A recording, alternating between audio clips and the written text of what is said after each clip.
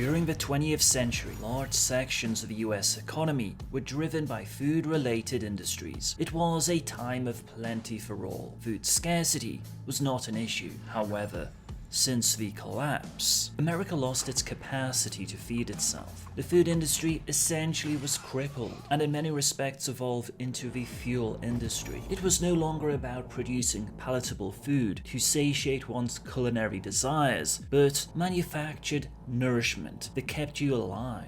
The products vary in quality and quantity, but they are all known by the same appellation: Kibble. By far the simplest of the foods you will find in Night City, Kibble was originally designed by Purina Foods for the South American relief effort. It has a dry and grainy consistency, similar to pet food. Kibble provides a full day's supply of all the essential vitamin and mineral compounds, along with a minimal amount of complete proteins containing the 9 amino acids necessary in the human diet. Other products include tailored proteins, generically referred to as SCOP. These single-cell organic proteins are tailored to fit into almost any food niche. It can, and does, look like any other food product. Soya has also been genetically tailored to fit into any of the thousands of vegetable protein foods currently available. What happened to normal foods such as fruit, vegetables, and meat? Fresh food and alcohol are still available to the elite of Night City.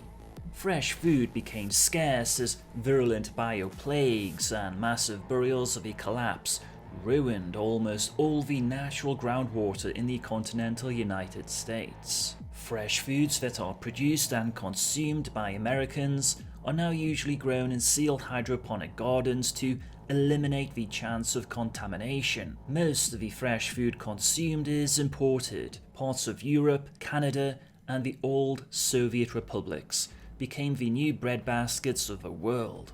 Following the events of the Fourth Corporate War, convenience stores with a consistent supply of food and other groceries were no longer viable. In their place came the night markets. These random markets were dependent upon whether a good shipment happened to come through or the nomads serendipitously came across something of value. Access to these night markets was limited. One often needed the right connections to get a piece of the action. Following the devastation of Night City's infrastructure and pollution, the dependence upon synthetic foods such as kibble became even greater. For those with more eddies to spend, pre-pack became a more attractive option. Pre-pack are meals that can be microwaved or self-heated for consumption. While still largely composed of kelp, plankton, and soy proteins like kibble, pre-pack is usually flavored more effectively and often contains real meat or veggies inside.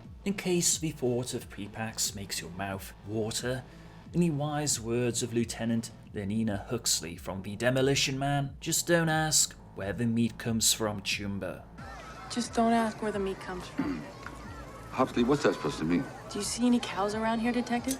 As many faced the prospect of starvation right after the war, they developed a penchant for guerrilla gardening. For those not well versed with the horticultural lexicon, guerrilla gardening refers to the act of gardening on land that individuals do not have the legal rights to cultivate. There was still the issue of radioactivity and toxic waste traces, but many were ignorant of these problems. Naturally, these resources gathered the attention of those who were not interested in growing food for themselves, and thus conflicts began. The body counts rose. You might be wondering, what happens with the bodies? Let's just say the fertilizer for guerrilla gardens needs to come from somewhere. Nomad convoys aided Night City. Small animals such as chickens, goats, and dwarf pigs began being introduced. It also afforded new business opportunities as gardeners hired solos to protect their animals,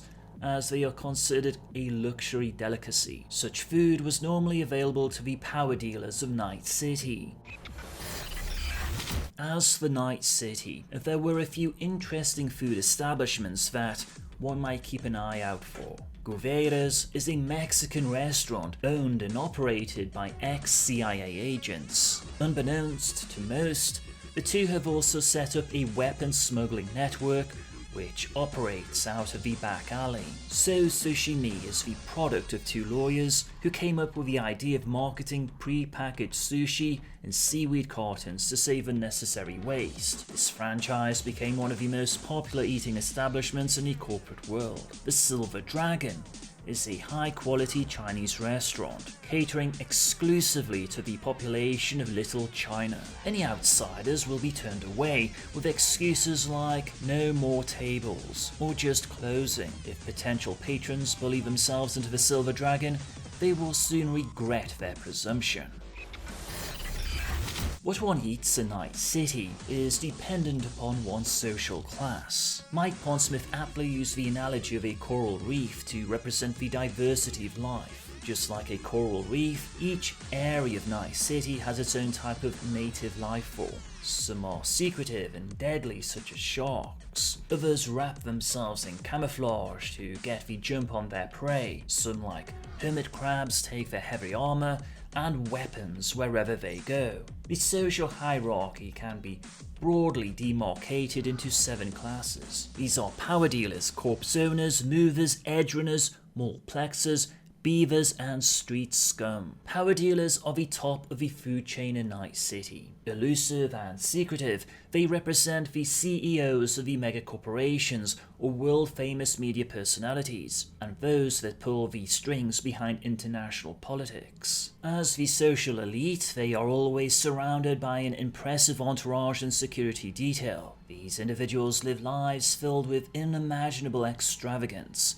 treat themselves to the best that money can buy, attending concerts and expensive banquets. Most power dealers are found living in penthouses of the towering monoliths of Night City's corporate center. Power dealers eat real food, prepared by real people. Beef grown on ranches, guaranteed to be toxic-free. Fruits and vegetables from hydroponic gardens and South American farms. Corpse owners manage the running of the corporations on a national level. These individuals also live in the corporate zone of Night City, albeit not in the extravagant penthouses that the power dealers reside in. Their lifestyle is elegant and on the cutting edge, with many having personal servants, fitness trainers, maids, and bodyguards. Corpse owners often have contracts with private protection firms such as Arasaka. Their pastimes include attending galleries, restaurants, playing tennis, and recreational drug use. Corpse owners typically eat fresh food 4 nights a week, and the rest of the time eat at the best restaurants Night City has to offer. On the fringe of the corporate zone, where more affordable apartments are found, are those commonly referred to as movers. These are the individuals that are on the lowest rung of the corporate ladder. Movers neither have the finances or time for the ostentatious lifestyle of the power dealers and corpse owners. In line with the Red Queen hypothesis, a mover typically spends most of the time working for an advancement opportunity or to ensure they do not fall off the corporate ladder. Ironically, it is said movers don't have time to eat real food.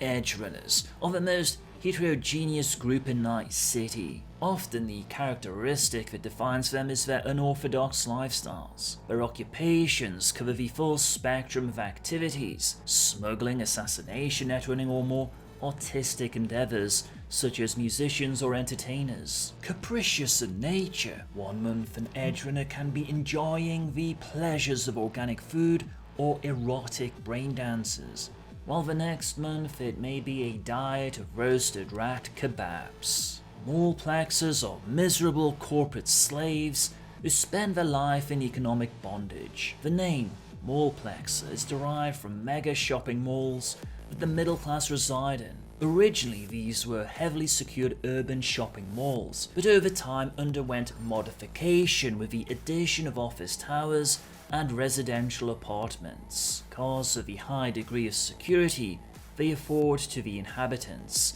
multiplexers generally survive the collapse of American society. However, their popularity meant competition for space became intense. Inhabitants typically live in a single room with bathroom facilities, and these are often shared with others. The middle class make their eddies via sales, clerical or service positions, or simply flipping burgers to make a living. Moleplexers learn to love eating kibble.